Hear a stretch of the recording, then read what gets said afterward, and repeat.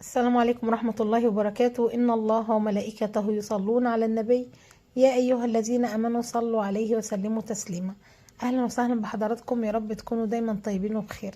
أنا عايزة النهاردة قبل ما أبدأ كلامي أشكر كل حد ساب لي تعليق حلو وبيدعمني وبيديني دفعة إن أنا أكمل. والله بجد يا جماعة تعليقاتكم دي مش بس بتفرحني، دي بتشجعني أكتر مما تتخيلوا. كل اللي أقدر أقوله ربنا يجازيكم كل الخير ويجعل كلامكم في ميزان حسناتكم. انا اللي بطلع اتكلم، لكن مصدر قوتي بعد ربنا سبحانه وتعالى هو دعواتكم وكلامكم الطيب.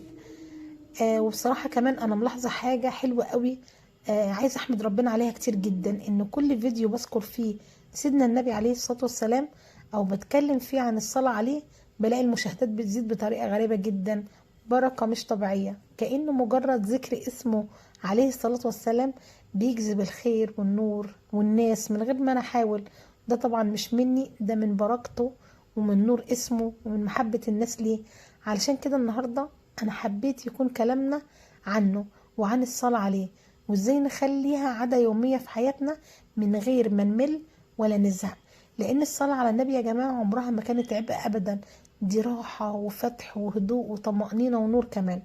خليني اكلمكم النهاردة عن سؤال بيتكرر عند ناس كتير قوي، بيقولوا ليه دايما بنبدأ نصلي على النبي بحماس بقى والهمة واخدانا، وبعد شوية نلاقي نفسنا زهقنا ونسينا ان احنا نكمل. على فكرة انا عايزاكي تطمني، لان ده الطبيعي، النفس بطبيعتها بتمل وتكسر، ربنا هو اللي قال كده، هو ربنا قال ان الانسان اتخلق ضعيف.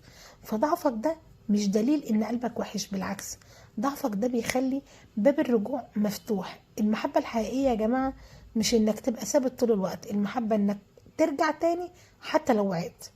اول بقى خطوة تخلي الصلاة على النبي عادة يومية من غير ما نزهق هي الصدق. يعني تقول كده من قلبك قبل ما تبدأ اي حاجة: يا رب اجعل لساني رطب بذكرك والصلاة على نبيك. صدقني الدعوة دي وحدها هتفتح لك 100 باب، لان العادة مش بتبدأ من اللسان، لا، العادة بتبدأ دايما من النية. لما تبقى صادق كده مع ربنا، ربنا بيسوقك كده للخير من غير ما تعمل اي مجهود. تاني خطوة انك تربطي الصلاة على النبي بحاجة ثابتة في يومك.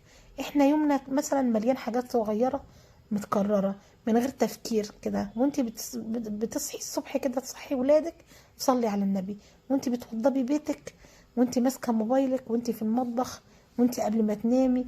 لو كل بقى موقف من المواقف اللي انا ذكرتها دول علقتيه بالصلاة على النبي 10 حتى مرات بس في اليوم، هتلاقي نفسك وصلتي آخر اليوم لمئات المرات من غير ما تقعدي تخصصي ورد مخصوص ليكي في اليوم. وبرده مهم جدا بلاش تحطي لنفسك رقم كبير من الأول، يعني تلاقي الناس زي ما قلت كده في الأول متحمسين شوية وتقول أنا هصلي على النبي النهاردة 1000 صلاة، اللهم صلي وسلم وبارك عليه. تلاقي نفسك كده وقفتي ومش عارفة انتي وقفتي ليه، عشان بدأتي بكمية كبيرة. لكن اللي بيبدأ ب20 ب50 ده اللي هيكمل. على فكرة خديها قاعدة كده: الورد الصغير المستمر أحسن من الورد الكبير اللي بينقطع. النبي عليه الصلاة والسلام صلوا عليه قال: أحب الأعمال إلى الله أدومها وإن قلت. يبقى احنا مش بندور على عدد، احنا بندور على ثبات. ولو في يوم بقى كده حسيتي انك بتقوليها من غير خشوع، ولا يهمك حتى لو قلبك مش حاضر، كل مرة حاولي ان انت تذكري فيها النبي. لو انت حتى زي ما قلت لك مفيش خشوع، كفايه ان لسانك شغال، كفايه ان انت بتذكري. النبي عليه الصلاه والسلام قال: من صلى علي صلاه واحده صلى الله بها عليه 10. يعني مهما كانت حالتك في 10 حسنات، 10 حسنات بتنزل عليكي، بركه بتتفتح لك، ذنب بيتغفر، هم بيتشال. ومع التكرار بقى هتلاقي قلبك بقى صحي لوحده، وهتلاقيه هو اللي بيذكر لوحده. ولو عايزة نصيحة قوية مني، اسمعي كل يوم ولو 5 دقايق بس أي قصة عن النبي، أي موقف من حياته، كلمة كده عن أي حاجة حصلت معاه. لما القلب بيعرف هو بيحب مين، بتبص تلاقي اللسان بيذكره كده تلقائي بدون أي مجهود. احنا ساعات بنقول الصلاة على النبي كعادة، لكن لما نفتكر قد ايه هو كان رحيم بينا، قد ايه هو دعالنا، قد ايه قال أمتي أمتي، ساعتها بقى الصلاة عليه هتبقى شوق مش عادة. وفي طريقة كمان ممكن تعجبك قوي: اربطي الصلاة على النبي بنية معينة. يعني تقولي: يا رب صلاتي دي تكون سبب في فتح باب رزق مثلا كان مقفول، في فرج يريح قلبي، في حماية، في ستر.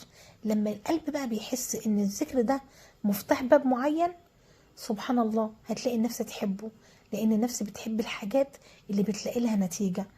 ولو جه عليك يوم وقلتي انا ناسيه اصلي عليه، ارجعي، ما تلوميش نفسك. العاده مش شرط تبقى كامله كل يوم، العاده ان انت ترجعي مهما قصرتي. اوعي تصدقي ان الشيطان ممكن يسيبك كده او بسهوله، لا، ده اكتر حاجه بتغيظه وبتحرق دمه كمان ان اسمك يتقال قدام النبي كل مره انت بتذكري فيها النبي. النبي قال حديث انا مش فاكراه قوي، بس معناه ان ربنا سبحانه وتعالى ملائكه سياحين، يعني زي السياح كده، فبيبلغوا النبي عليه الصلاه والسلام الصلاه بتاعتنا.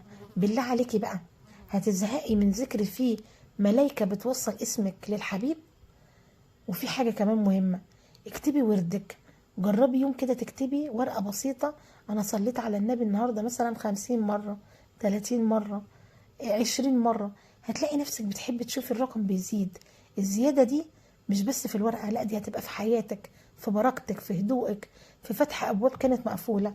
والأجمل من كده كمان إن الصلاة على النبي مش بس ذكر، دي بتغير القلب، بتلينه، بتهديه، بتخليه أرق كتير قوي، لأنك كل يوم بتتواصلي مع باب فيه رحمة.